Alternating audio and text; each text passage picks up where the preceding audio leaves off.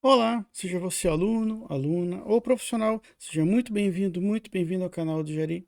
Nesta aula, vamos dimensionar o pilar P5, conforme os efeitos de primeira e segunda ordens, ditados lá atrás, pelos ensinamentos das antigas normatizações e ensinos de concreto armado, da engenharia brasileira, onde eu aprendi pelos livros do José Carlos Sequin, pelo Antônio Moliterno, e aqui eu passo para vocês esse conhecimento.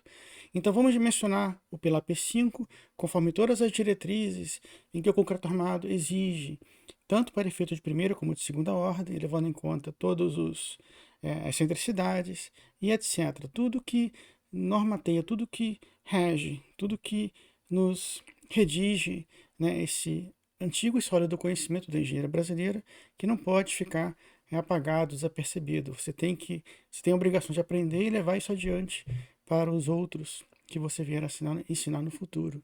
Assim, vamos dimensionar hoje o pilar P5, que está localizado no centro da casa, no meio da casa.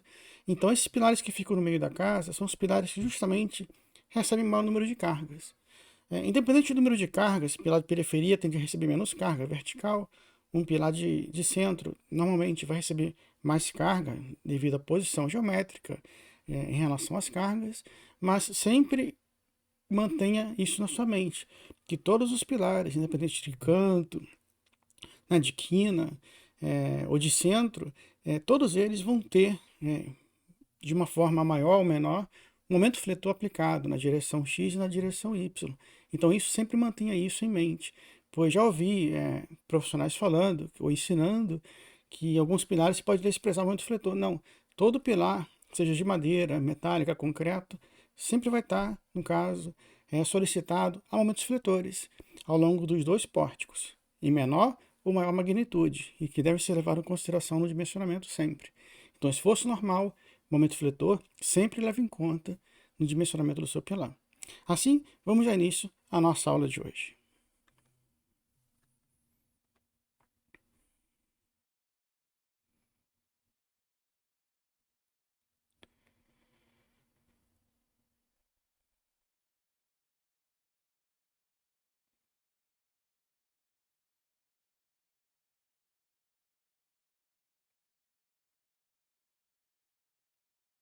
O projeto da Casa 1 de concreto armado que está chegando ao fim, restam poucas aulas, cerca de 2 aulas de pilares, mais 2 aulas de sapatas.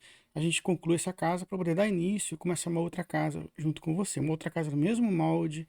Tudo que a gente aprendeu aqui, eu vou passar numa nova casa direitinho, uma casa bem simples, toda quadradinha, retangular, as lajes. Vamos fazer tudo de novo numa nova casa, não se preocupe. Vamos dimensionar hoje pela P5, falta a aula 22, que é o pilar P7 ou P8, que está em balanço, que se não falha a memória, acho que é o P8, o P7 ou o P8. E por fim, vou trazer ainda 2 sapatas, vou fazer as fundações dessa casa em sapatas e vou trazer 2 sapatas ainda. Então na aula de hoje, na aula de número 21, prestes a acabar a nossa casa 1 de concreto armado, vamos dimensionar o pilar P5, que ele está localizado aqui, na região central da nossa casa.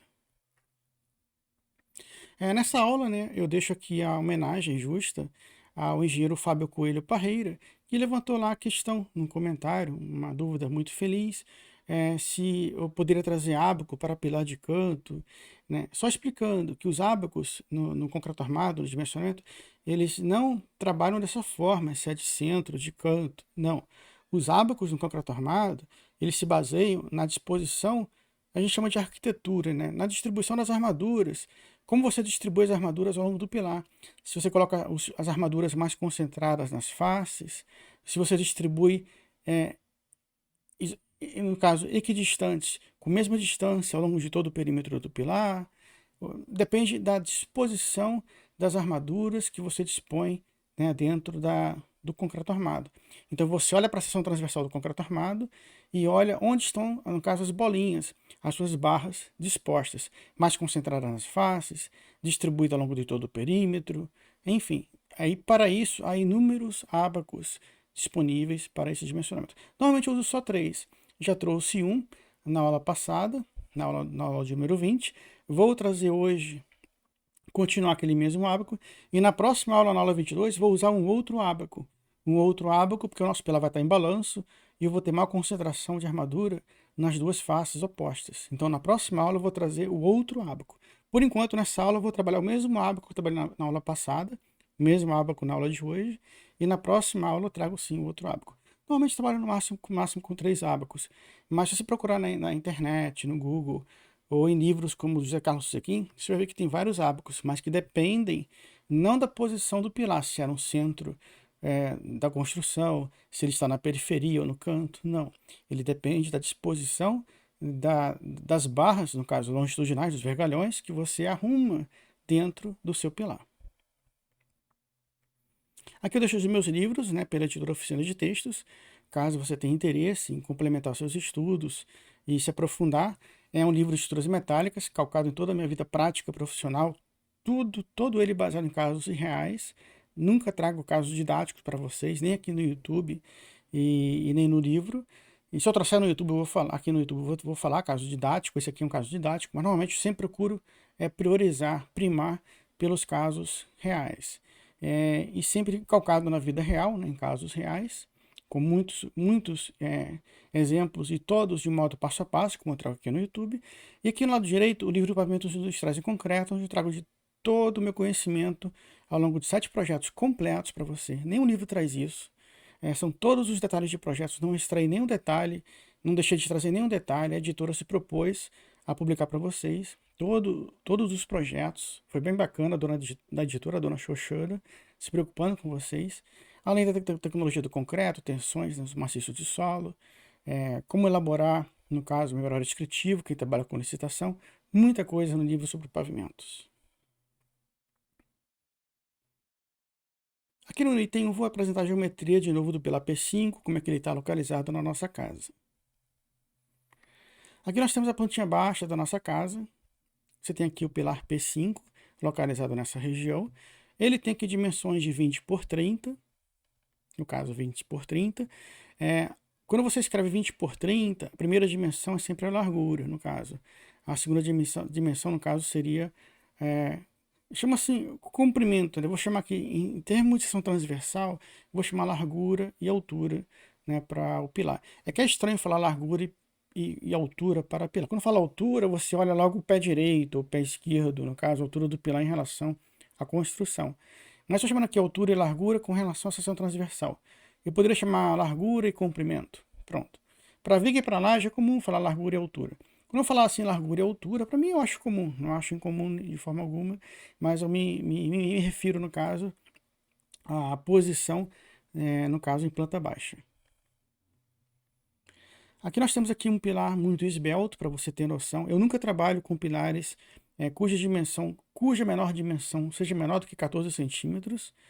A norma eu sigo apenas o necessário. Não sou um grande fã de norma, trago tudo pela norma para vocês aqui direitinho. Apenas consulto e pronto.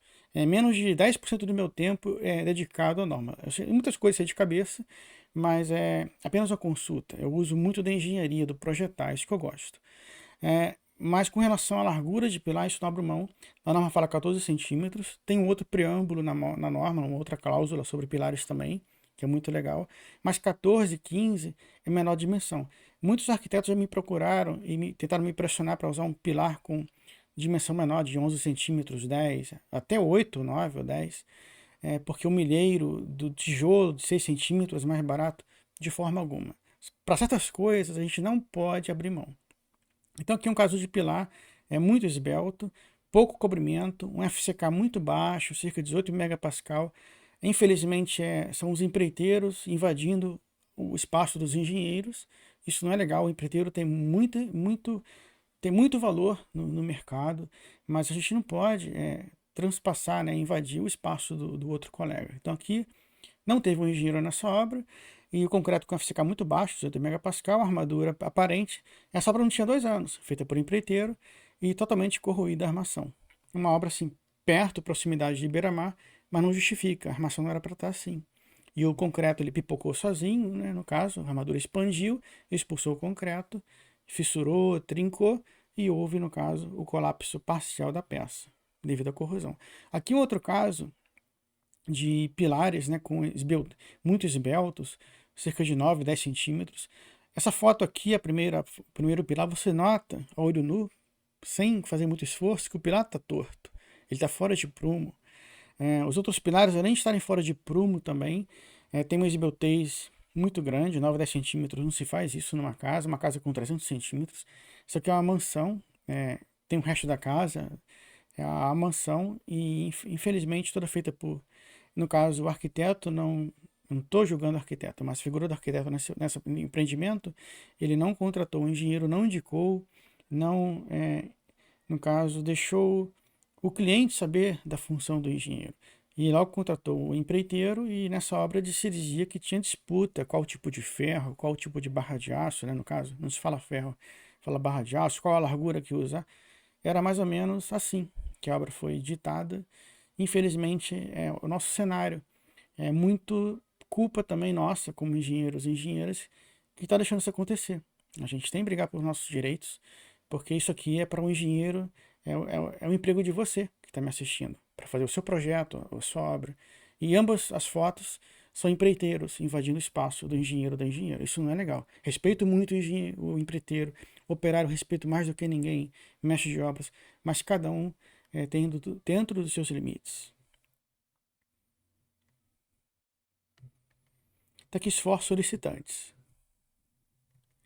Bem, esforços solicitantes nominais para um pilar, eu costumo trazer assim, com relação ao piso.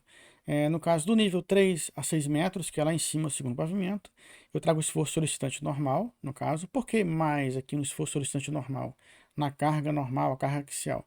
Porque a carga normal que advém de um pórtico numa direção e que advém do outro pórtico na outra direção. Lembrando que cada pilar, não esqueça disso, para não engolir mosca.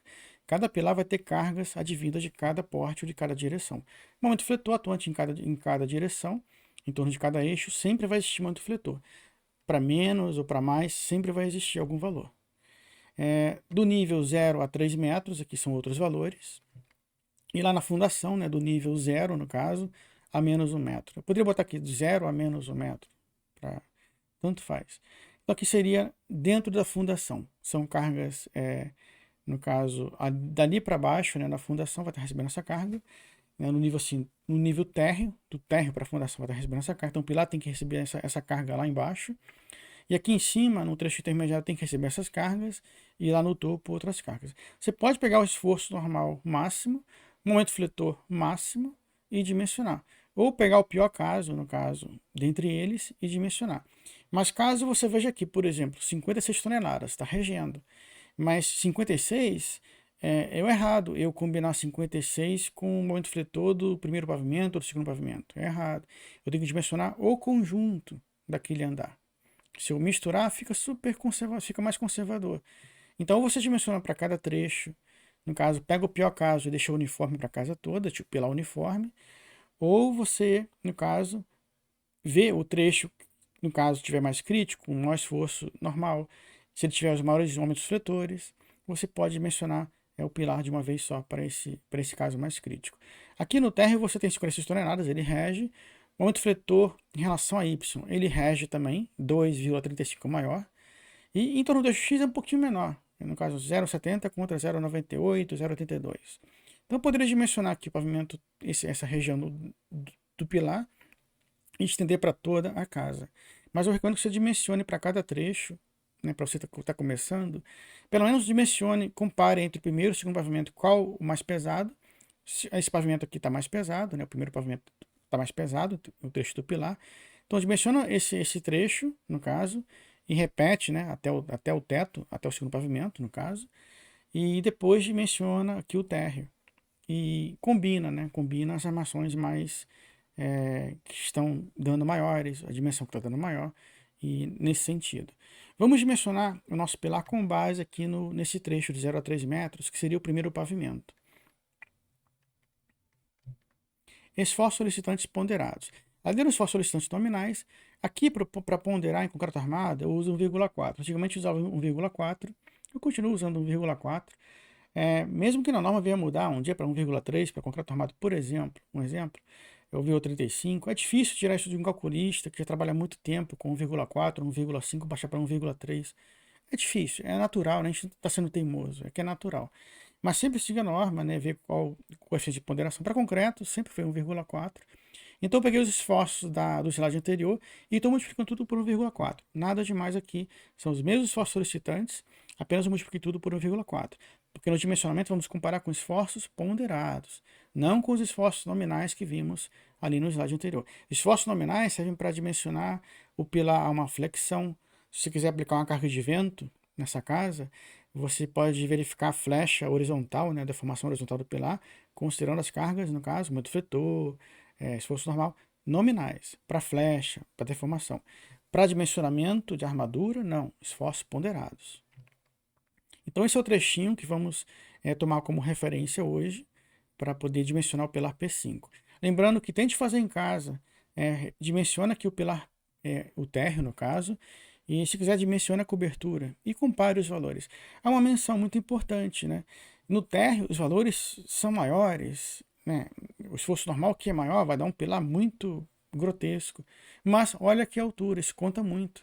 A altura dele é muito pequena, o trecho enterrado ali do pilar até chegar na sapata, varia de 1,5 m, pode chegar a 1,5 m, 1,3 m, 1,4 m, depende do relatório de sondagem. Eu não defini essa profundidade ainda com vocês. Vou fazer isso quando viermos a fazer a sapata e analisar o relatório de sondagem. Mas no térreo, veja que a carga aqui é maior, o momento fletor pode ser que seja um pouco maior, mas eles têm 1 metro só. E isso aqui vai dar, sabe o que? Vai resultar no pilar curto. Pilar curto é muito, assim, econômico demais.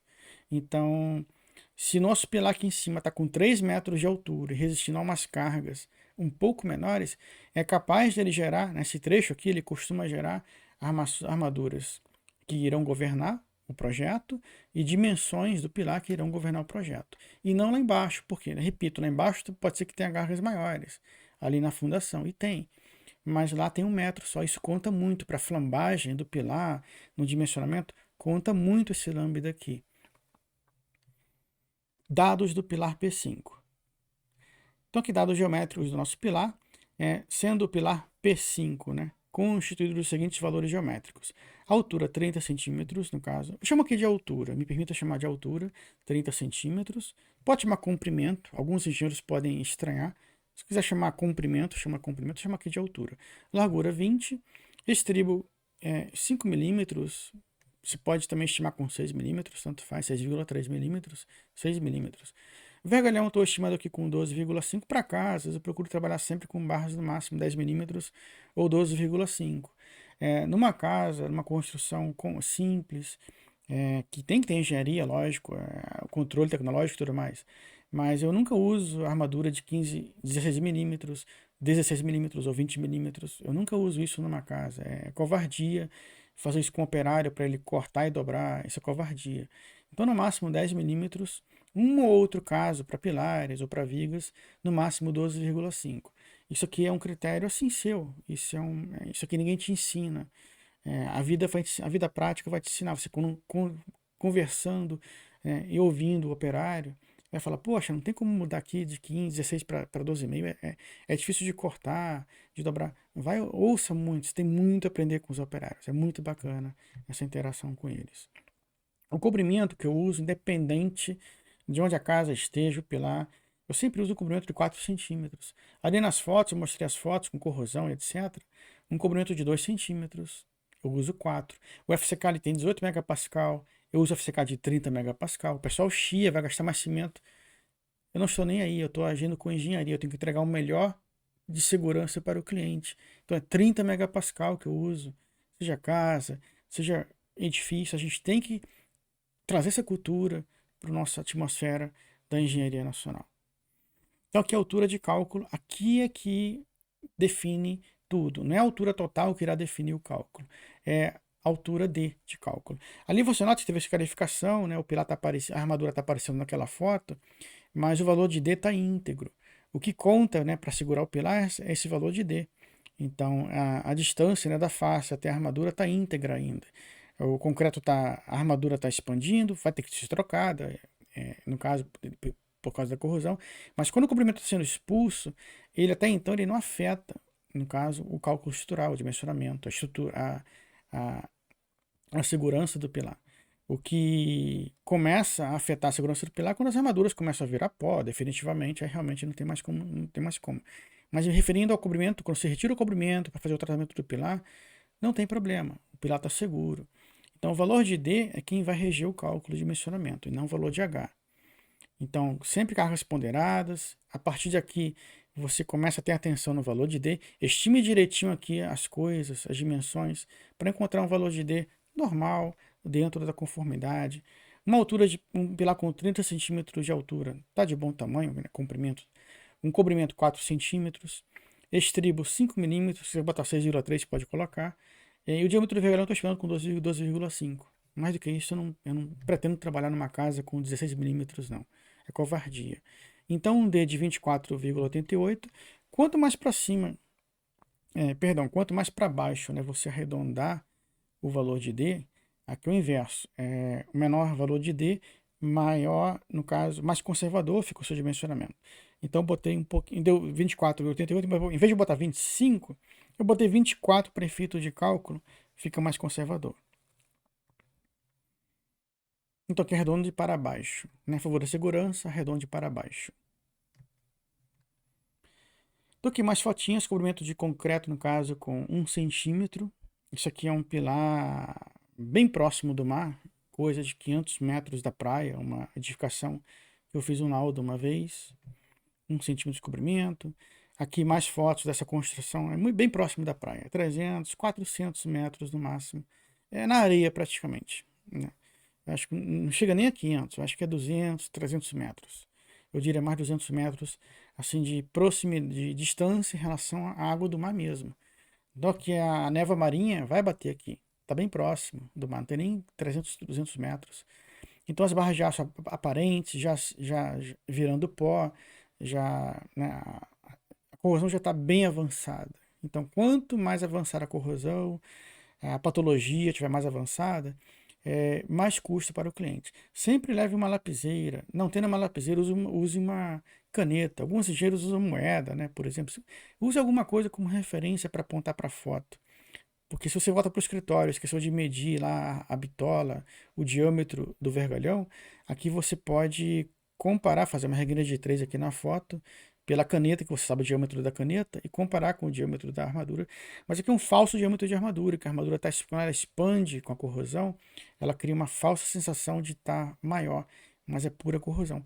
Note aqui que alguém tentou, né, de alguma forma, aplicar zarcão, a cor alaranjada, mas aqui não adianta. Você tem que retirar essas armaduras, escarificar. Vou trazer isso nas aulas de patologia. Tem todo o procedimento. Não é só tapar com cimento, como a maioria esmagadora das pessoas fazem, não. Se você colocar cimento aqui e argamassa, você cria um ambiente propício para corrosão. Não faça isso. Então são pilares com corrosão bem avançada. Propriedades geométricas. Área, momento de inércia e radiação. Bem, a área do pilar é essa. Momento de inércia tem que estar no sangue, na mente do engenheiro ou da engenheira. BH3/12 para um perfil retangular. Então, assim, é só fazer a continha, BH3/12, e aqui eu inverti B, no caso ao cubo, vezes H/12. Então, o momento de inércia em relação a x, em relação a y, é normal que em relação a x, em relação à altura, o momento de inércia seja maior. O raio de giração em torno do eixo x vai ser maior também, 8,66 centímetros, e em torno do eixo y também idem no caso. Aqui seria a área no denominador, lembrando, raio de giração, raiz quadrada de momento de inércia sobre a área. Isso aqui também tem que saber. Não é questão de decorar, isso aqui tem que saber porque são fórmulas básicas da resistência de materiais. Não há como um engenheiro ou uma engenheira não souber disso. Volte no livro, revise a resistência de materiais, mas isso aqui tem que estar com você, na mente, tem que estar entranhado. Isso aqui não pode falhar, isso aqui tem que estar automático, né?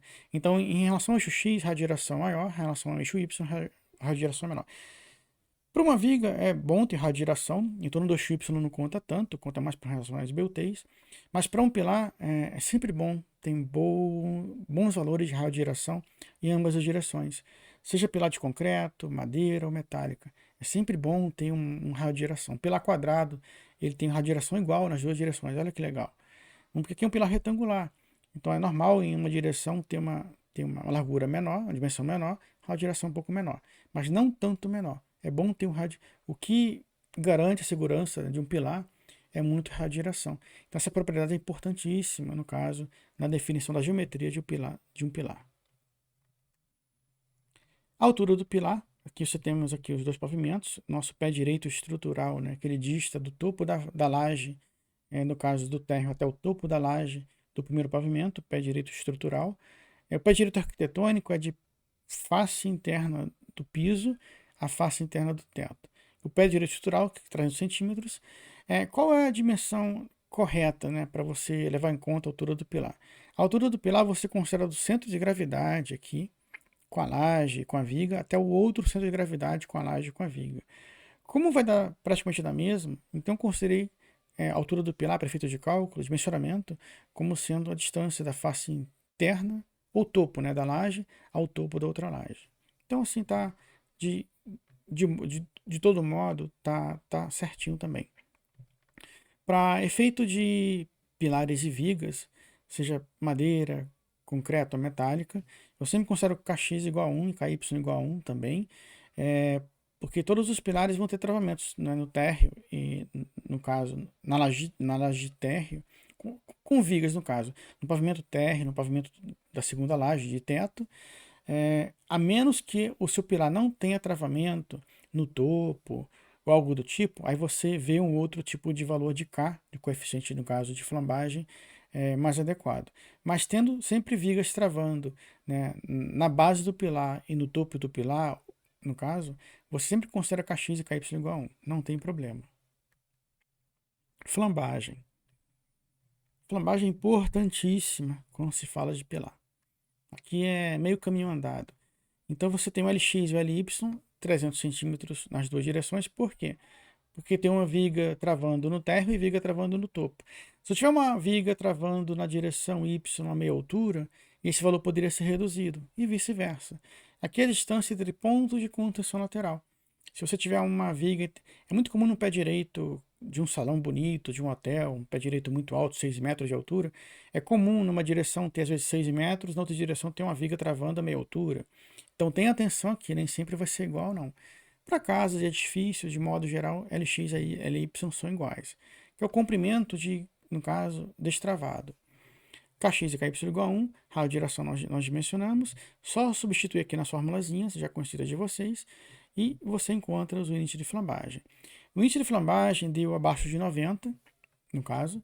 Aqui quando abaixo de 40, fica muito, muito econômico, né? Você pode tentar reduzir a dimensão aqui e ficar com valor, o ideal, o econômico, é ficar com valor entre 60 é um bom valor. Em torno de 60 é um bom valor. Que antigamente o nosso limite era 80. Aqui eu estou botando 90, mas na minha mente eu ainda uso 80. Eu não abro mão dessas coisas do passado. Então, antigamente o nosso valor aqui para um pilar médio era entre 40 e 80. Eu vou trazer aqui para você a tabelinha direitinho. Mas aqui os dois estão abaixo de 90. Um deu 52, praticamente deu 35. Os dois estão abaixo de 90. Atenção no lambda X, que deu abaixo de 40. Então aqui está como um pilar curto. E o lambda Y deu 52. Ele classifica o nosso pilar como um pilar médio. Entre 40 e 90, pilar médio. 0 a 40, pilar curto. Acima de 90, nem pensar. Volte, aumente o pilar. Fuja de valores de lambda acima de 90. O pilar já começa a ficar esbelto, indo para super esbelto. Fuja disso, é muito perigoso. Então aqui mais fotinhas, né, daquela casa. Atrás tem a foto toda da mansão. Isso aqui é uma expansão, né? Foi a primeira vez que eu peguei uma mansão para poder fazer um laudo. Muito gratificante o trabalho. Mas olha aqui o prumo, né? O pilar fora de prumo. Não precisa nem fazer muito esforço ocular para você ver. Isso é uma vergonha, é triste, né? Imagine uma obra desse tamanho, assim, no mínimo um engenheiro para acompanhar a obra, outro engenheiro para... Se vocês se juntam, recém-formados, 2, 3 engenheiros fazem um projeto, 2, 3 engenheiros acompanham a obra. É um bom trabalho por um bom tempo, um bom ganha-pão por um bom tempo para você que me assiste, né, como engenheiro ou engenheira. Infelizmente, empreiteiros tomando nosso local no mercado e não é de hoje. Então aqui muita atenção, né, com relação aos lambdas, né? Lambda acima de 90 é um pilar esbelto, acima de 120 ou 130 é super esbelto. Então entre 90 e 120 eu acho que é esbelto ainda, se não falha a memória. Acima de 120 e 130 já eu botei super esbelto.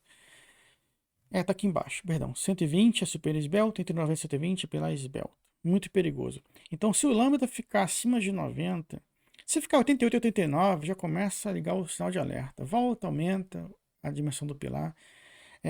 Também ficar abaixo de 40 é muito antieconômico. Você está gastando muito dinheiro. Não é legal. O ideal é entre 60 e 70, para não falar em 60 e 80. 80 já é o limite antigo, né? Pela antiga NB1 era 80 o nosso limite, hoje é 90. Bota aqui em torno de 60. 60 é um valor bem saudável. No caso, para a saúde do pilar 60 é ideal. Um lambda 60, bem econômico. Seções de extremidade. Aqui começa no dimensionamento, não tem como fugir, eu tenho que trazer para vocês o passo a passo. Quem dera pudesse facilitar, mas esse é o dimensionamento original, né, do concreto armado, da engenharia brasileira.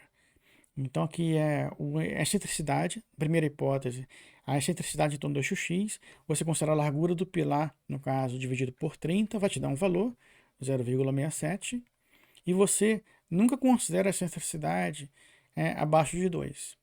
Se ela deu abaixo de 2, então você coloca então, aquela setinha, né, da matemática, então, sinal de então ou portanto, é a x igual a 2 centímetros. O 2 centímetros é o valor mínimo de excentricidade para pilar. O valor de Ni, né, no caso, seria o ND solicitante sobre A vezes B vezes FCD. O FCD é FCK sobre gama. 30 megapascal, o valor que sempre considera para casas e prédios. O FCK botei aqui em toneladas metro quadrado para você, que eu transformei. Aqui 20 centímetros, são as dimensões de pilar, A vezes B. E aqui o nosso esforço solicitante é ponderado, né? ND. O D é design, já está ponderado. Então o Ni, no caso, deu 0,364. Então aqui o valor de UX, olha o valor de NU, aqui é o valor de MU, né? Então botar assim, o valor de, vou chamar de Ni, né? Ni lá e aqui o valor de MU. O valor aqui de UX, vou botar assim, UX, seria MDX sobre AB ao quadrado vezes FCD. Muito cuidado com quem eleva ao quadrado. Quando você coloca isso no Excel e testa, fica mais tranquilo. Fazer essa conta todo dia, na correria, você pode errar. Qualquer um pode errar. Nós somos seres humanos. Então, tente colocar isso no Excel, testar, a exaustão, até ficar confiável a sua planilhinha para poder dimensionar seu pilar. Então aqui o x igual ao b igual a 0,03. São fórmulas bem indigestas, concreto armado, eu confesso, para a primeira hipótese, segunda hipótese também. E a chance de errar não é difícil não. Tanto para engenheiro júnior, intermediários, experiente, não importa. A chance de errar ela acontece. Então aqui o valor de UX foi esse aqui, o valor de UY, olha como é que invertem aqui a sopinha de letrinhas, como é que elas invertem. Aqui ao quadrado vezes B vezes FCD. Lembrando que na excentricidade, a primeira hipótese, quando a gente estuda a primeira hipótese, o x, você leva em conta o momento fluido ponderado em relação ao x. Para o y, na primeira hipótese, você considera o momento ponderado em relação a y mais a excentricidade em torno do eixo x. Então, aquele valor que a gente calculou para EAX no slide anterior, que deu abaixo de 2, aqui você considera 2, nunca considera abaixo de 2, mínimo 2, vezes o ND solicitante. Aqui inverte, quem fica ao quadrado inverte, é da fórmula mesmo, e encontra o valor de UY. De posse de UX, UY, o valor do NU, que a gente encontrou, né, no slide passado, a gente está apto a entrar no ábacozinho. Esse ábaco é o mesmo tipo do ábaco da aula passada. Se eu não me engano, ele é dividido em duas partes. Estou usando a primeira parte ainda, não preciso usar a segunda parte, que ele é um pouquinho grande. Mas esse ábaco, e olha só, como é que funciona o ábaco? O ábaco ele é em função da disposição geométrica da armadura. Nesse pilar é um pilar de centro, é um pilar de centro de uma casa central. Então eu costumo usar a armadura uniforme. Quando falo que é a letrinha A maiúscula, A, é que está usando mesmo número de armação numa face, na outra face, na outra face, na outra face. Ou seja, as armaduras elas correm equidistantes, com o mesmo espaçamento ao longo do perímetro do pilar. Eu não estou usando concentração de armadura aqui no topo e na parte inferior, não estou. Na aula que vem, sim, eu vou usar um outro ábaco, porque vai ser um pilar recebendo uma viga em balanço. Aí eu vou usar mais armaduras concentradas no topo e na base. E aqui na lateral, armaduras apenas para evitar que o espaçamento máximo seja, no caso, infringido. Nesse caso, não. É o mesmo caso da aula anterior. Eu posso botar armaduras idênticas, uniformemente no caso, equidistantes, ao longo do perímetro. Esse é o ábaco para essa função. Então aqui você tem o valor de nu, entra com o valor de mu A e mu B, vou botar assim, ou A ou B, e aqui segue a regrinha normal. No caso, o 1 é igual a 0,104, porque se, no caso, o A, no caso, for maior que o B, você considera, no caso, o 1 como sendo o A. Ou o A vai ser igual ao 1. Então, o 1 vai ser 0,104, o 2, 0,03. Você tem aqui o valor de Ni, o valor do Nu, né, no caso, 0,394. Você não tem esse valor quebradinho. Eu entro com o valor do Nu aqui mais próximo, que é 0,4. Então, primeira coisa é você encontrar o quadrante que você vai trabalhar. Note que tem 0, 0,2, 0,4, 0,6, 0,8, 1,4. Tem ábacos que continua com 1,8 e assim por diante. Tem outros ábacos que, em função da distribuição do pilar, ele é um só. Nesse caso de armadura, no caso igual em todas as 4 faces, o ábaco é o mesmo. Ele é um ábaco unificado só. Então entra com o valor do nu, entra com o valor aqui no caso de U1. U1 é o nosso valor de 0,104. Eu botei aqui 0,10, 0,20. Ficou até demais. Eu botei até demais. Eu botei o 0,104, 105, 109. 0,11 já seria bem próximo. Eu fiz a leitura como se fosse 0,104. Então aqui muito cuidado na leitura, mas tá bom, não está muito distante. Então 0,104 seria mais ou menos aqui onde está o ponteiro do mouse. Eu li como se fosse 0,100, no caso 0,14, ou 0,140 no caso. 0,14, eu li dessa forma na leitura rápida. Aqui no valor de... não, perdão, aqui é o valor de U2. U2, 0,03. E o valor do... o valor do 1, 0,1... O 2, isso, o 2 está aqui, no caso, nesse outro plano vertical. O 2, sim, é 0,03, ficou lá embaixo, 0,05 seria aqui no meio, 0,03, aqui seria o 2, no caso, e aqui a leitura do 1. O 1 seria esse eixo. A leitura do 1 tá certinho, 0,104, só que seria mais próximo, 0,104 é mais próximo aqui. Então faz a leitura bonitinha, intercepta. Quanto mais distante ficar aqui, no caso, à direita, e aqui no caso do U2, quanto mais para baixo, maior vai ficando o seu valor aqui. Quanto maior esse valor de W, né, de ômega, maior vai ser a sua armadura no pilar, no final de tudo. Então seja coerente, não seja assim tão conservador também, faça a leitura direitinho, confira. Então aqui eu encontrei um ômega, né, de 0,20. Ele cai mais ou menos aqui, 0,20, 0,21, botei 0,20. Né? Se você ler com 0,104 direitinho, ia dar um valor antes, ele iria dar em torno de 0,11, 0,12. Mas tá bom, 0,20. Segunda hipótese, você entra a primeira hipótese e agora a segunda hipótese. Na segunda hipótese, você entra agora o EAY e depois calcula o EAX. Para o EAY, agora é altura sobre 30. Antes era largura sobre 30 para o EAX. Para o EAY é altura sobre 30. Encontrei um valor menor do que 2. Então, sempre olhe e tenha atenção nisso. O EAX e o EAY sempre é valor mínimo 2 centímetros para excentricidade. Não esqueça disso. O valor de nu já foi calculado, calcula uma vez só. E o valor de FCD, só recordando aqui, não preciso fazer de novo. E aqui entra com o valor agora de UY e depois calcula o UX. O Y agora inverte. Ele entra com o valor ponderado, muito fletor, então do eixo Y, A ao quadrado vezes B FCD. É a sopinha de letrinha, que é chatinha e é fácil de errar aqui. Então o Y é igual ao A, igual a 0,065. E o UX agora, a segunda parte, no caso do equacionamento, se refere ao UX. Você entra com a excentricidade em relação a Y, vezes o ND solicitante, mais MDX. E aqui inverte. O que era A ao quadrado vezes B, agora é A vezes B ao quadrado. Então, muita atenção. 0,056. Vamos entrar no ábaco de novo. Foi igual a primeira hipótese. Só inverte X e Y aqui pelas equações.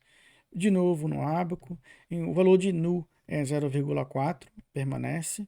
O valor de UA e o valor de UB que ele muda em relação ao X e o Y. Então o valor de UA mais uma vez ficou maior do que o valor de UB, então U1 é igual a UA, 0,065.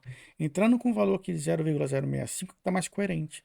0,5 está no meio, que é 0,10, ó, 0, 0,10. 0,05 está aqui no meio. Então, fazendo uma leitura, né, simples, eu ponho isso aqui no PowerPoint, né, e traço uma linha reta bem mais fácil de você colocar no PowerPoint. Então, você entra com o valor da linha, do U1, e aqui o valor do U2, 0,056. Ficou um pouquinho acima de 0,05, está coerente entre 0 e 0,10, 0,056. Entrando aqui, deu um valor próximo de 0. Seria 0,02, ficou abaixo de 0. Ficou abaixo de 0 na minha leitura. Seções internas. Antes fizemos seções externas, agora seções internas. E agora, muitos fatores, no caso, a gente obedece, no caso, a duas condições. Uma condição é essa, em que nunca mudou em relação ao passado, em que você primeiro calcula o interfletor final solicitante, considerando 0,6 do interfletor máximo. Aqui pode chamar de M1, se quiser, M1 solicitante, menos 0,4 do interfletor, no caso, menor, no caso, interfletor mínimo. Aqui pode chamar de M2. Então, seria 0,6 vezes M1, que seria o maior, menos 0,4 vezes M2, que seria o menor. Pode chamar de M1 e M2, era assim que a gente chamava antigamente. 0,82 é o interfletor máximo atuante nesse andar, nesse trecho do pilar, aqui no primeiro pavimento. E 0,17 eu não mostrei para vocês aqui ainda, para você ainda, eu retirei lá do trechinho, né, do diagrama de interfletores, pelo F2, eu extraí, né, esse trechinho do pilar, do primeiro pavimento, que é o que me interessa, e botei aqui 0,82 e 0,17. São os mesmos fatores que atuam no pilar. É como para cada pilar você tem muitos fatores diferentes, com magnitudes diferentes, um de cada lado atuantes, né, na base e no topo, e com um gráfico aqui cruzando, no caso, a linha do pilar. Então você encontra no fletor final, 0,42, aí compara com a outra condição. Na outra condição, você considera apenas 0,4 do M máximo, que seria o M1. Pode chamar aqui de M1. M1 solicitante, que é o momento fletor máximo 0,82, é maior que 0,17, vezes 0,4, enquanto é 0,33. Quem rege, quem governa? O maior de todos é 0,42. Aqui eu botei já o aumento fletor ponderado. Como na F2 eu costumo encontrar os valores nominais e depois eu pondero, eu aqui encontrei valores nominais, fiz a regrinha com os valores nominais. Aqui eu multipliquei por 1,4. E 0,59 é o valor máximo entre 0,42 e 0,33 é 0,42. Então eu multipliquei 0,42 por 1,4. Só isso. MD. Aqui não está MD. Na primeira aula do pilar, eu devo ter engolido música, talvez de ter posto MD, solicitante, e talvez tenha usado o fletor nominal como verdade final. Mas fato é, quando eu extraio daqui, normalmente eu extraio valores nominais. Eu costumo dimensionar no F2 com valores de cargas nominais. Depois eu pondero mediante o dimensionamento, né? Então, se na aula 1, confira lá para mim, no outro pilar, se eu considerei as cargas aqui como estão aqui e não multipliquei por 1,4 aqui no final. Se eu não multipliquei, multiplica por 1,4 e confere de novo. Aqui você tem o MX e o MY, é a mesma coisa. Aqui o outro trechinho do pilar, na direção, no caso, em torno do eixo Y, para esse pilar, no primeiro pavimento também. Você também tem na outra direção, numa direção tem valores diferentes, o interfletor, e na outra direção, idem, são outros valores do interfletor. Normalmente eles se cruzam, em torno do X, em torno de Y, o interfletor se cruza, no caso, tem dois diagramas, né, um de cada lado do eixo do pilar. Então aqui tem o 0,19, o M máximo, eu coloco ele primeiro aqui, 0,6, M mínimo, 1,02, aqui no caso vai 0,4, encontrando 0,31. E depois também aplico a segunda condição para MY, seria 0,4 vezes M máximo, no caso, nesse pórtico em relação ao eixo Y, que é 1,19, encontrando 0,48. Quem resta 0,48 é maior do que 0,31. Então, multiplica 0,48 por 1,4 e aqui já botei ponderadozinho para você. Então, 0,67 é o valor ponderado de 0,48 vezes 1,4. Só isso. E, para a primeira hipótese agora, uma vez calculados os vetores, você considera de cara, primeiro EAx igual a 2 centímetros. Pronto. Esse é o valor básico de EAx. vai ser somado a ele o valor de E2x. Então, uma excentricidade garantida na obra de acontecer 2 centímetros, para efeito de cálculo, mais uma excentricidade extra.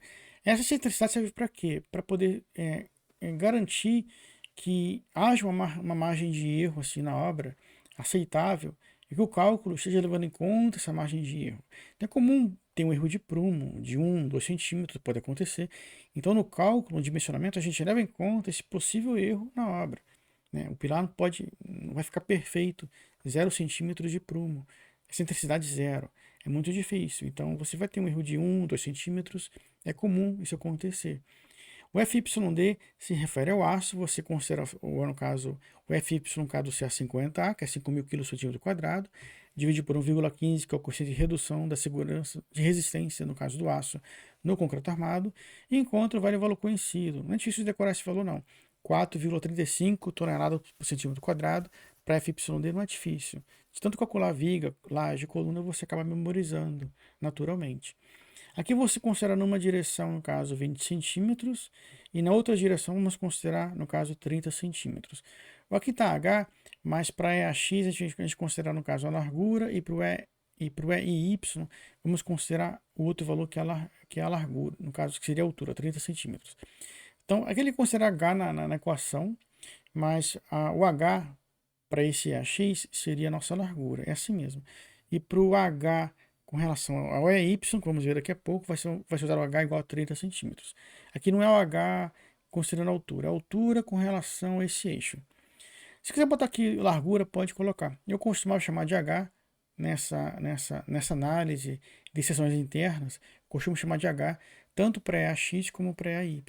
E aqui eu tenho cuidado para poder não engolir mosca, não botar 30. Eu boto 20 para EAX, que seria a largura, e a altura, que é 30, eu ponho para EAY, que eu vou mostrar daqui a pouquinho. Esse coeficiente no módulo lá, o valor de Ni, o valor de Nu, né?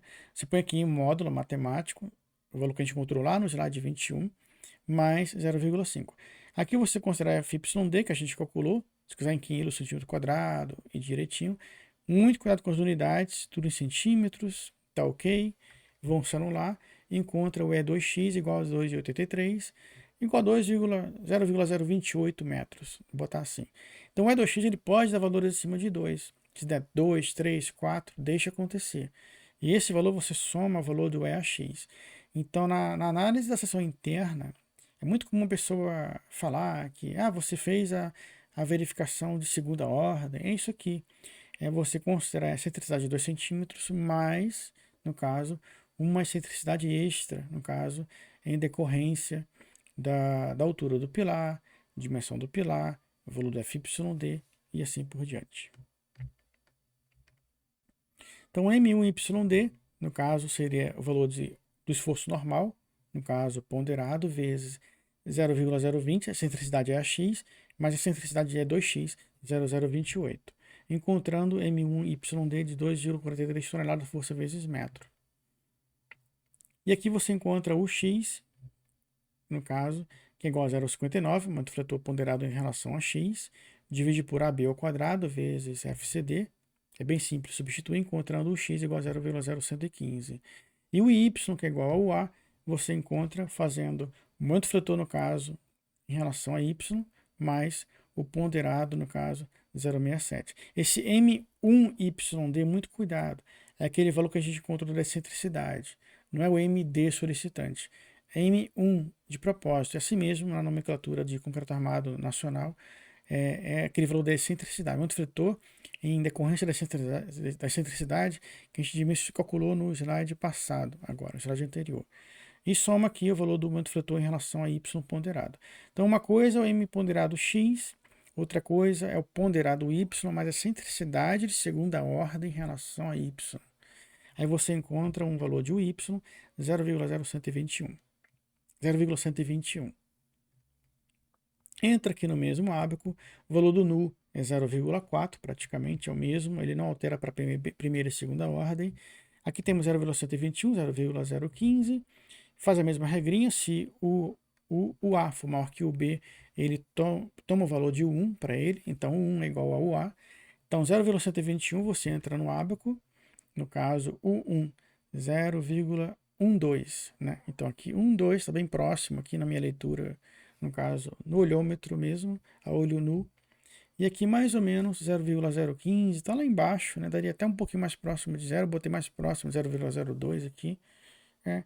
E vai ter um valor aqui em torno de 0,12, que eu botei aqui, o ômega mais ou menos igual a 0,12.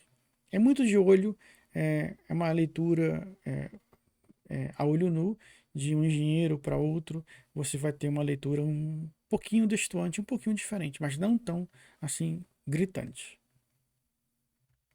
E a segunda hipótese, continuando aqui, o EAY, no caso, e o E2Y. Então, nessa segunda hipótese, mesma coisa, o FYD, vou repetir aqui para você passo a passo. Você calcula o valor do E2Y, no caso, lembrando aqui, ó, que para o EAX, no caso, E2X lá atrás, eu botei o H como sendo 20 centímetros. Para o E2Y, o H é igual a 30 centímetros. Isso confunde muito. Então, muito cuidado na hora de inverter os valores, substituir direitinho. Coloca uma observação, que esse H não se refere à altura propriamente dita constante para sempre do pilar. Não, ele se refere à altura, no caso, em relação a y você usa a altura, para a x você usa a largura. Encontrando aqui a 2y0019, deu abaixo de 2 centímetros. Não importa, se der acima de 2, deixa acontecer. Se der 3, 4 centímetros, deixa acontecer. Não reduz para 2. Você aumenta para 2 caso você encontrar um valor, no caso, abaixo de 2. Aqui é um efeito de segunda ordem. Aqui é um valor extra que vai estar somando o valor de AY. Então vai ser 1,89 centímetros mais 2 centímetros. Está somando o valor extra. Aqui não carece de botar mínimo como sendo 2 centímetros, não. Só nesse valor aqui básico, lá quando a gente analisou sessões externas no início dessa aula, tem que ser 2 centímetros. Aqui não carece de ser 2 centímetros o valor mínimo. Já uma excentricidade extra. E continuando aqui na segunda hipótese, agora o M1XD, que a gente calculou em relação, no caso, se considera, se for solicitante ponderado, né, vezes a excentricidade EAY mais E2Y, soma as duas e encontra um M1XD, que é o aumento do fator ponderado, levando em conta o que? O esforço solicitante vezes uma excentricidade, levando em conta o que? Um possível erro de obra de 3,9, quase 4 centímetros aqui de erro de excentricidade. Então, o dimensionamento está cobrindo, né, nessa direção, né, para essa excentricidade, está cobrindo uma excentricidade de até 4 centímetros aproximadamente, para efeito de erro de obra. Então, a gente leva em conta isso no cálculo. Não é tão conservador assim. Um erro pode acontecer de 2 centímetros, 1,5 centímetro, e que tem 3,9 para efeito de excentricidade. Se você errar na obra 3,5, 3,4, o dimensionamento está coberto. Se errar na obra 5 centímetros de excentricidade nessa direção, aí aqui não está coberto, aí não tem jeito. Fica muito pesado também, fica aumentando muito a excentricidade para poder proteger o dimensionamento, não tem como ser assim. Vai ficar um pilar muito superdimensionado, muito antieconômico. Então essa excentricidade é vista em laboratório, foi vista em ensaios, foi vista também em pesquisas, né, em levantamento de dados, quanto de erro tem acontecido nas obras. Então a gente leva em conta sim. Então quando a gente fala, você levou em conta o efeito de segunda ordem no dimensionamento do pilar, é isso aqui. Na análise das seções internas, a gente leva em conta o efeito de segunda ordem, essa excentricidade extra, no caso, que ocorre, que pode acontecer, no caso, no pilar, numa obra. E aqui o y igual ao a, m dy sobre a ao quadrado vezes b vezes fcd. Aqui, no caso, você usa direitinho, a ao quadrado vezes b, tudo direitinho, não tem nada demais. Substituição de fórmula normal, encontrando 0,026. E aqui o x, aí, se antes a gente usou, no caso, para o y, MYD, aqui entra o M1XD. Então não confunda esse M1 com o MD tradicional, que você encontra lá no seu dimensionamento do pórtico, pelo F-Tool, pelo software que você vier utilizar. Esse M1 é o valor da excentricidade, decorrente da excentricidade que a gente está levando em conta. Então, note que tem uma somatória de momento fletor, no caso ponderado no pilar, mais um momento fletor extra, que já está levando em conta possível erro de obra em decorrência de uma excentricidade.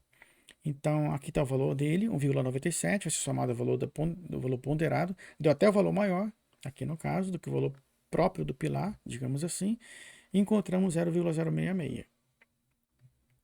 Entra aqui no ábaco, nu igual a 0,4, você entra com o A e o B. Nesse caso, finalmente, o B deu maior que o A, então o 1 vai ser igual ao B. O B foi maior que o A. Se o B for maior do que o A, você tem o 1 igual ao B. Então aqui o 2 é igual a 0,026, o 1, 0,066. Entrando aqui no caso com o 1, aqui 0,5 no meio, 0,066 aproximadamente aqui.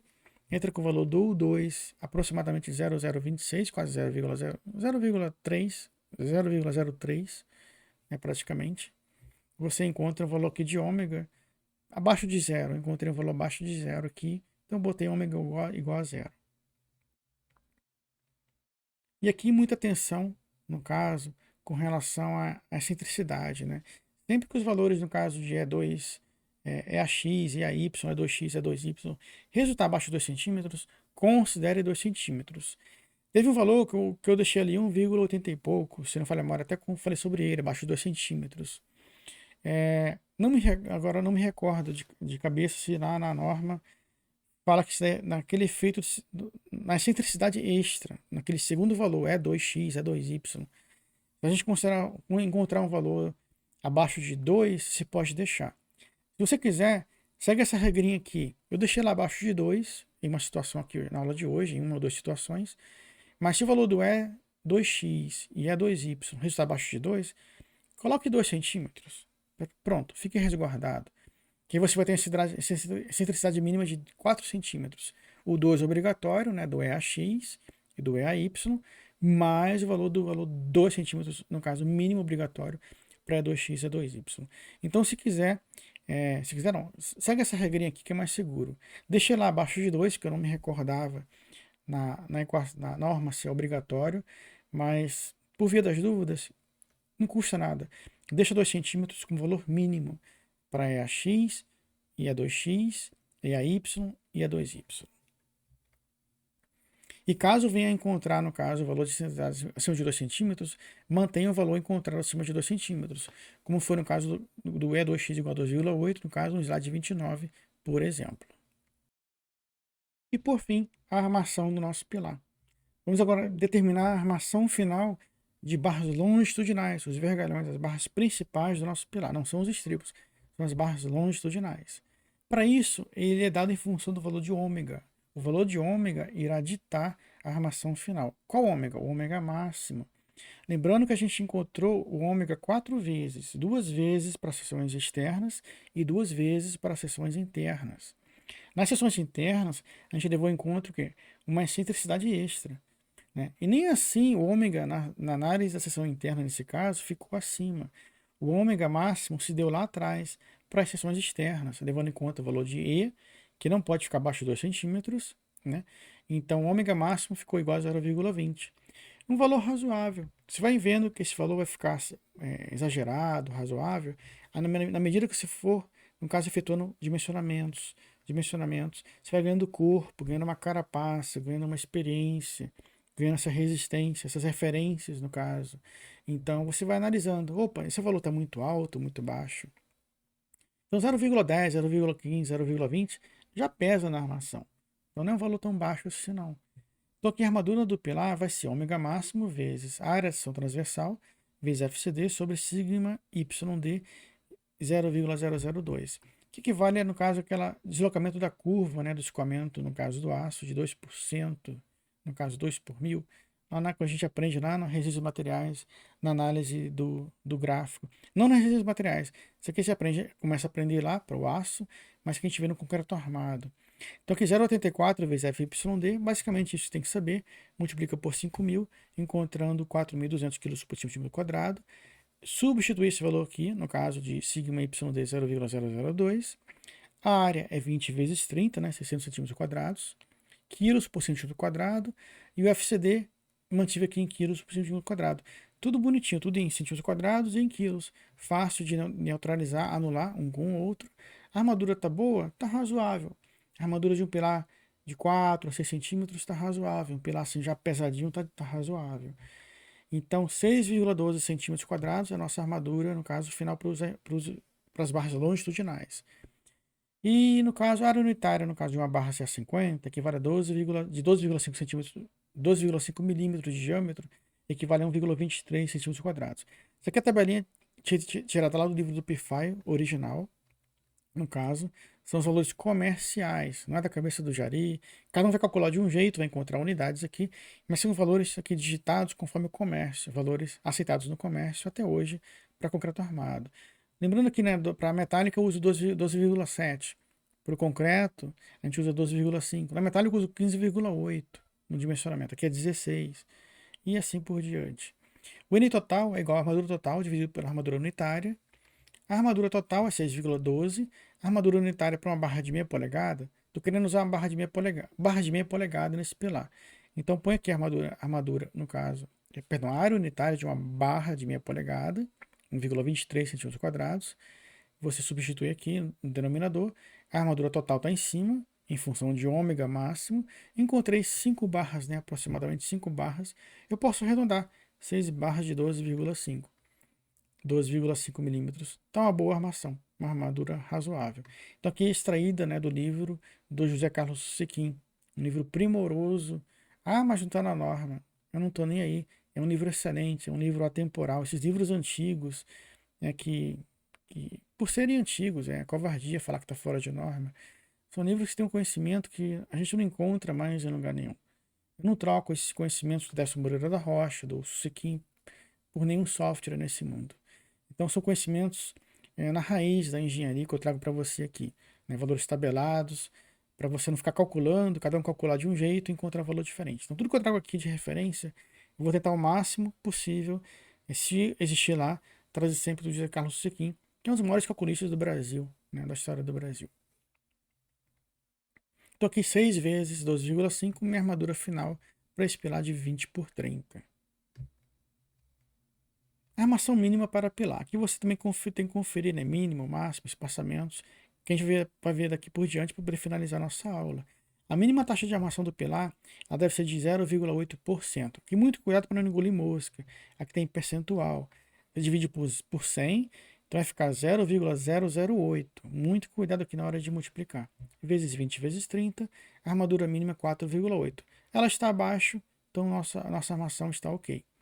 Pela antiga NB1, né, se o índice de flambagem, no caso, viesse a ser encontrado com valor de lambda menor do que 30, a mínima taxa de armação do pilar passava a ser de 0,5%.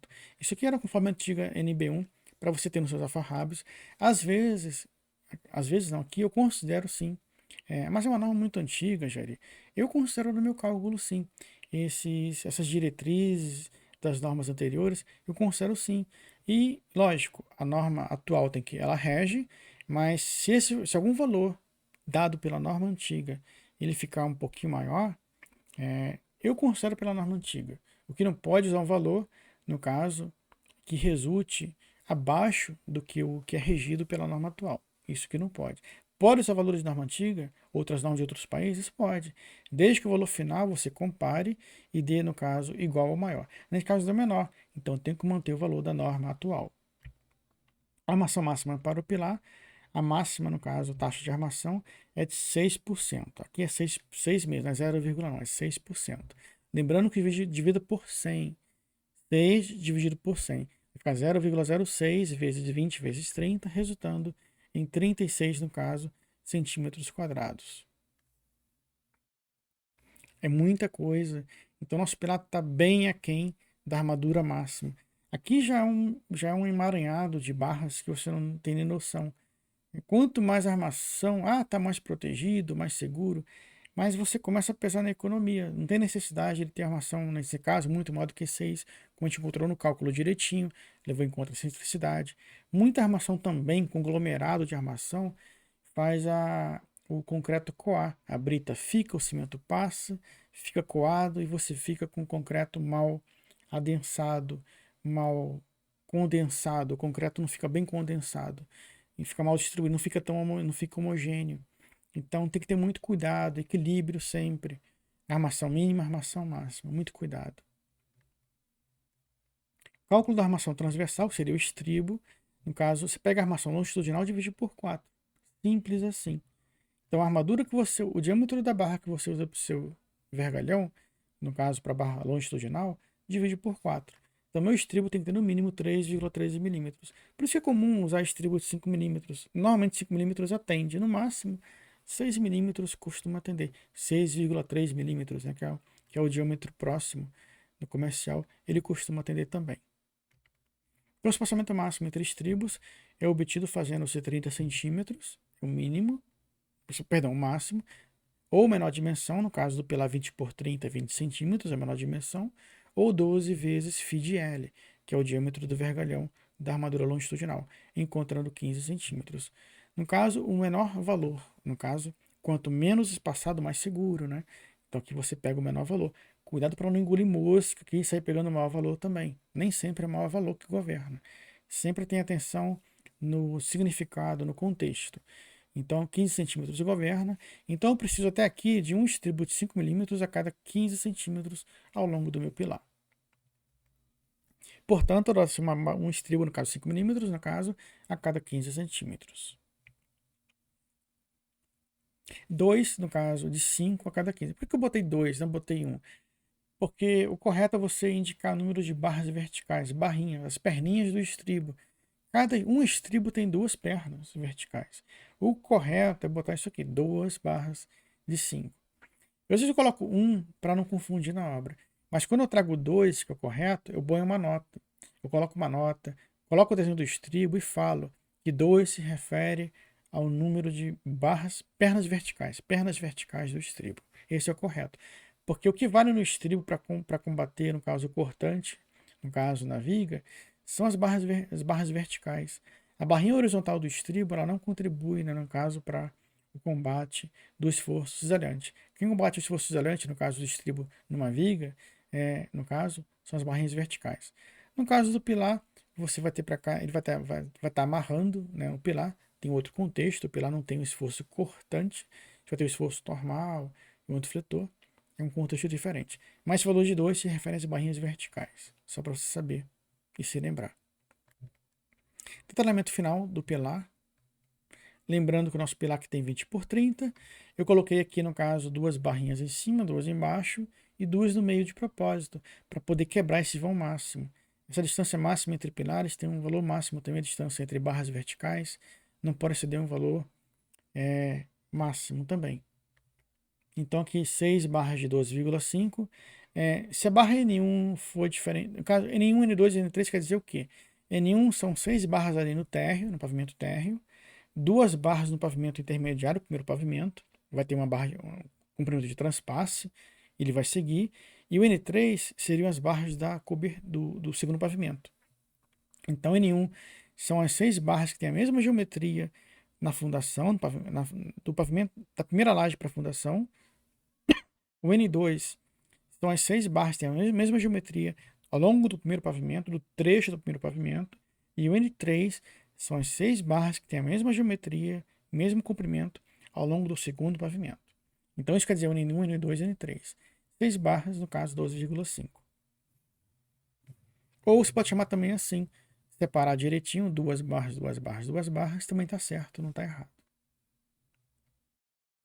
E o estribo, eu costumo colocar ele lá, eu indico ele aqui dentro e trago ele para fora um desenhozinho, indico como eu quero que a perninha do estribo, o laço, né, do estribo, chama de laço, o laço do estribo. Esse laço eu costumo considerar 5 centímetros, 6 no máximo, 5 centímetros para casos corriqueiros como esse. Então eu somo aqui, no caso, subtraio, né, essas dimensões do cobrimento, do concreto, e somo os lados, e no final eu somo mais 5 e mais 5, ou mais 6 e mais 6, tanto faz. Comprimento de cada lacinho, 5 centímetros tá bom. Enquanto eu falo aqui, pode ser quebrado também, não tem problema. 78 centímetros, o comprimento final do estribo, contando já com os laços. O operário de obra vai saber disso, o mestre de obra sabe disso. E você está considerando já o comprimento total do estribo, considerando os laços. Então aqui uma fotinha mostrando, né, o estribo amarrado ao vergalhão com uso de arame BWG, né, 18 recosido. Arame 18 é o arame que a gente usa, que se usa nas obras para fazer a amarração do estribo com os vergalhões. Aqui você tem aqui uma outra montagem na obra, né? Infelizmente, né, ao longo do nosso país, essas coisas ainda são muito artesanais. A engenharia civil, em pleno 2025, o concreto armado é o material mais popular, mundialmente falando, né, para se trabalhar, mas sempre tem que ter um engenheiro. Mas, infelizmente, nas obras ainda tem todo esse aparato arcaico. Falta muito a indústria no nosso país. É uma pena que a indústria tenha enxugado e não é bom. A industrialização é muito importante para um país. Então aqui fica, né, essas coisas artesanais ainda na engenharia civil. Então o BWG está aqui significado, Birmingham Wire Gauge, né, que seria bitola, né, do caso do arame Birmingham, Birmingham, no caso, que seria uma nomenclatura universal. BWG quer dizer isso. Você pode dizer, vai ouvir uma vez ou outra BWG.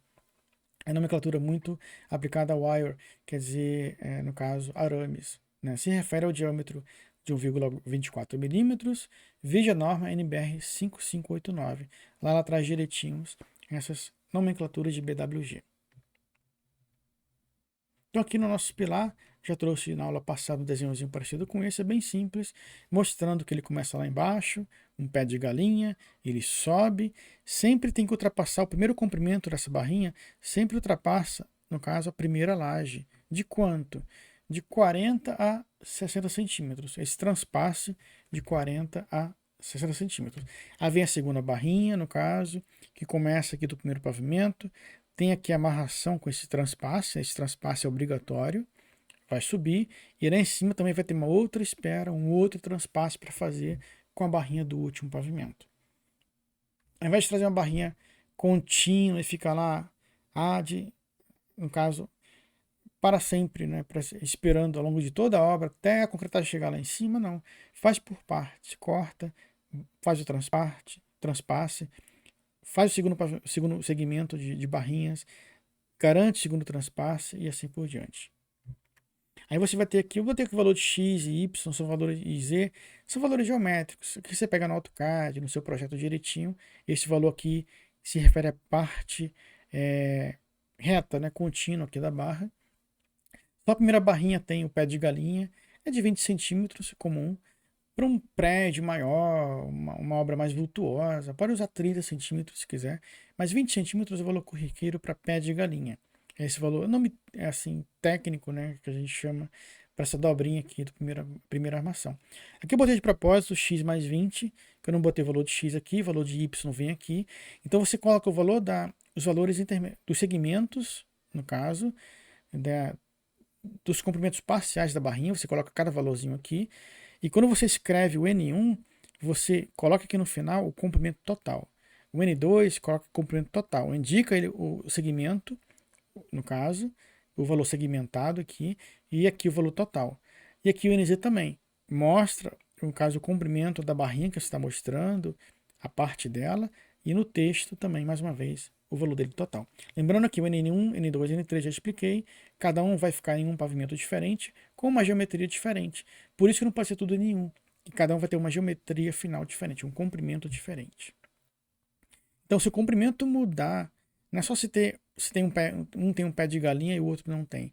Se o comprimento mudar, a dimensão mudar, você tem que obrigatoriamente mudar o valor do nome da barra. Não pode ser mais N2, muda para N3. Então aqui eu botei 65 centímetros para o transpasse, no caso, obrigatório. Então, comprimento de transpasse para pilares. 50 vezes φ é um valor entre 40 e 60, é o valor que eu recomendo. 50 vezes 12,5 deu 65 centímetros.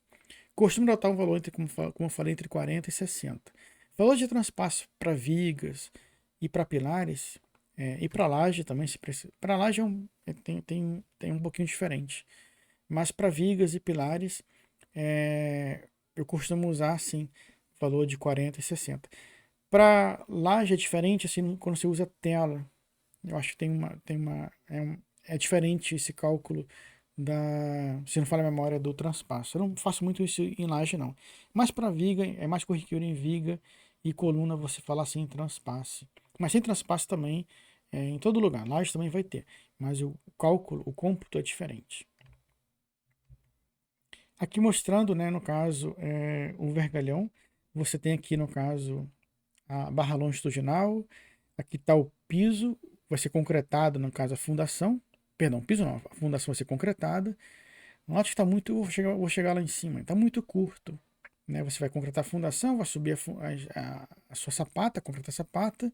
Aqui vai ter uma laje e ainda tem que seguir o pilar. Cadê o restante das barras de espera do transpasse, né? Então aqui o pé de galinha, né, para ancorar, no caso, a barra vertical do pilar na fundação. O pé de galinha aqui, ele... Só mostrando, né, o pé de galinha, como é que ele funciona. Aqui usou 3 barras de um lado, aqui colocou 2 barras no outro, 3 barras e 2 barras. Então são 3, 2, 3, 2. Similar ao caso do nosso pilar, usaria o mesmo ábaco do nosso pilar. Armaduras distribuídas ao longo de toda a face. Só mostrando o pé de galinha. É comum você colocar o pé de galinha por baixo aqui da armação do vergalhão. Aqui está por cima, né? Aqui está por cima não, é porque ele está colocando aqui com a barra, no caso, essa barra está por cima, essa barra que cruza nessa direção, ela vem por cima, essa outra vem por baixo. Então, numa ocasião vai ficar por baixo aqui, no caso, o pé de galinha. Na outra ocasião vai ficar por cima. De modo geral, se você quiser, garanta que os dois pés de galinha fiquem ambos, os dois por baixo. Você garante uma ancoragem maior, vou botar assim. Se tem um vergalhão passando por cima do pé de galinha, garante uma ancoragem maior. Você está ancorando com a ajuda de uma barra, no caso, favorecendo a ancoragem do seu vergalhão. E projetar, no caso, essa primeira armação, né, mais longa, a fim de garantir um transpasse mínimo com a armação do próximo pavimento. Então aqui não precisa pensar muito. Aqui é a base da sapata. Você vai subir com um pilar, você vai ter aqui tudo enterrado com terra, compactado. Aqui em cima vai ter a laje. E aqui, do término da laje em diante, tá faltando, né? No caso, as barras de transpasse. A menos que alguém venha aqui, no caso, tenha observado, venha com um vergalhão maior e coloque aqui enquanto é tempo, antes de concretar. Então tem que ter muita atenção com esse transpasse. Se você concreta, você perdeu a chance do transpasse. E aí? Como é que você faz? Então sempre garanta o transpasse acima do término da concretagem da laje, para cima, fica lá os ferros de espera. Faça isso. Mínimo 40 a 60 vezes o diâmetro. Aqui tabela do Susequim mais uma vez, do volume 1. Pelo Susequim que eu aprendi a ancoragem, a fórmula de ancoragem está lá. Também todo engenheiro tem que saber, engenheiro de obra de projeto tem que saber a fórmula de ancoragem, sim. Pelo Susequim ou por outro autor que você preferir. Então, comprimento no caso de transpasse LB para zonas de boa aderência no concreto. O que quer dizer isso? Ele chama zona de boa aderência e má aderência. Aqui no caso, seja uma viga, é muito comum você usar isso em viga.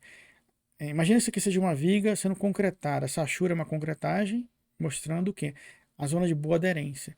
Até 30 centímetros do fundo da viga, subindo até 30 centímetros, o concreto existente dentro da viga até uma altura de 30 centímetros é chamado de zona de boa, no caso, de boa aderência do concreto. Acima de 30 centímetros, no caso de uma viga, é uma zona, no caso, de má aderência. Né?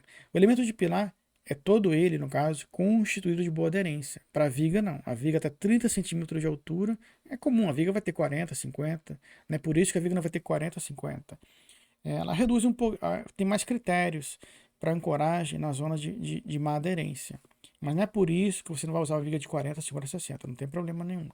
É só mostrando que para zona de boa aderência, você acaba tendo um comprimento de transpasse menor, enquanto que na zona de má aderência, você vai ter um comprimento de transpasse maior.